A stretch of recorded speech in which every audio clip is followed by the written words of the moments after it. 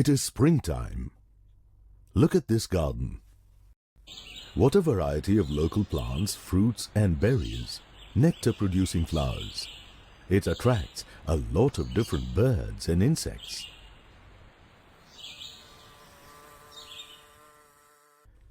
A safe resting place with a clean water bath nearby attracts the birds. There are rocks in piles for the beetles. A pesticide-free environment is welcoming for them all. The whole earth or any specific habitat is filled with numerous varieties of plants and animals. What you see is biodiversity.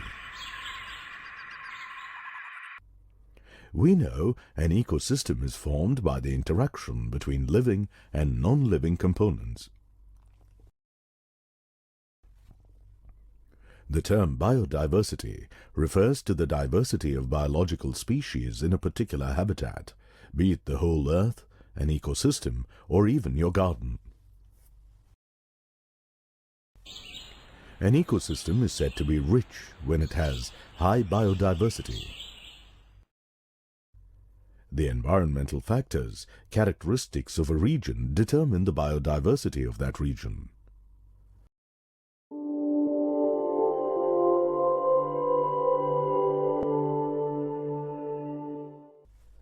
Environmentalists are making vigorous efforts to preserve nature as it is.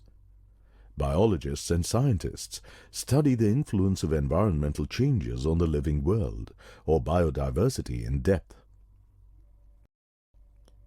Why is biodiversity so significant?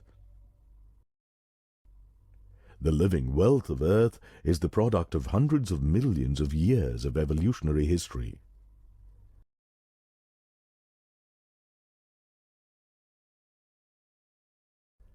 Any harm to one species may cause harm to many more species. Animal pollinators play a crucial role in plant reproduction and seed dispersal. The decomposers break down dead organic matter into organic nutrients. They thereby influence the physical composition of the soil and improve its chemical properties.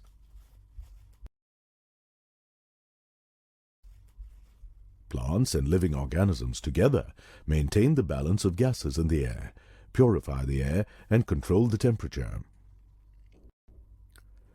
Plants prevent soil erosion, purify and conserve water.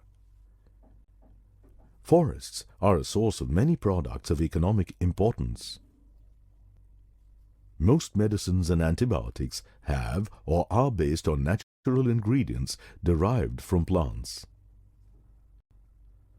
If any of these plants become extinct, medicinal cures would surely suffer.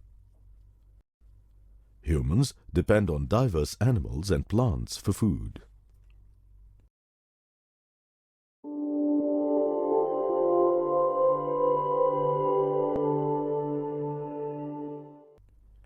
Biodiversity improves the quality of our life. It provides an environment in which many organisms which are important to human life can survive and be harvested. But to obtain these benefits, man is threatening the forests and wildlife. Extinction of species is one major threat which is disturbing the ecosystem. More than the natural extinction, human actions are a cause of concern. Humans threaten species, sites, and habitats. How? The rapid increase in human population levels and their consequent demands is causing destruction of habitats because of agriculture, mining, logging, development of industries, and space for residents. Endemic plants and animals, those that are exclusively native to a place, face the threat of extinction. Migratory birds and animals may be endangered by this, as the places that they migrate to are affected. Poaching is a primary reason for loss of biodiversity in many developing regions.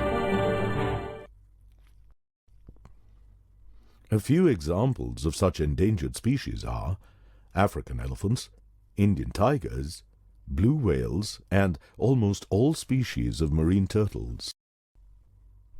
Can you name any extinct species? The dodo, the mammoth, and dinosaurs are among the extinct species. Pollution and climatic changes increase to the destruction of flora and fauna.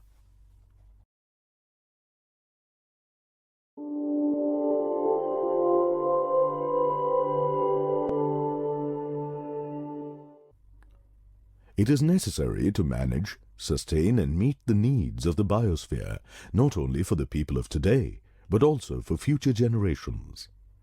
This is known as conservation of biodiversity.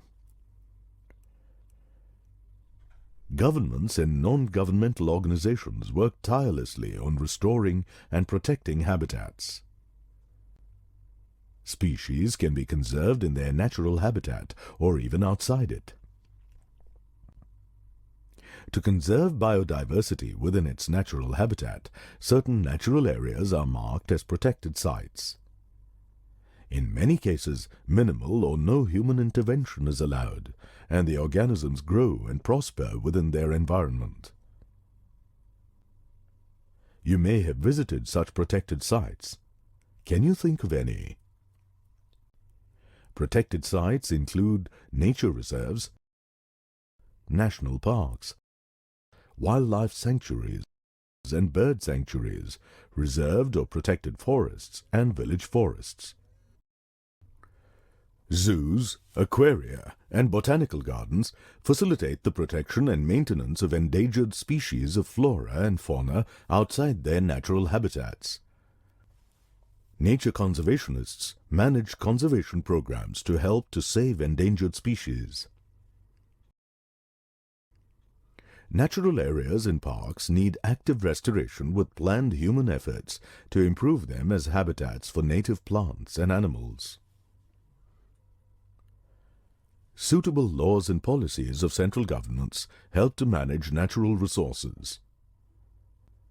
International cooperation and agreements are required to conserve biodiversity and promote the sustainable use of biological resources. The International Union for the Conservation of Nature and Natural Resources, also known as IUCN, in their publication, The Red Data Book, have identified the endangered species of plants and animals. Its official website features the IUCN Red List Species of the Day. Every day, information regarding one endangered species is given. Effective actions need to be taken to ensure a balance between protecting biodiversity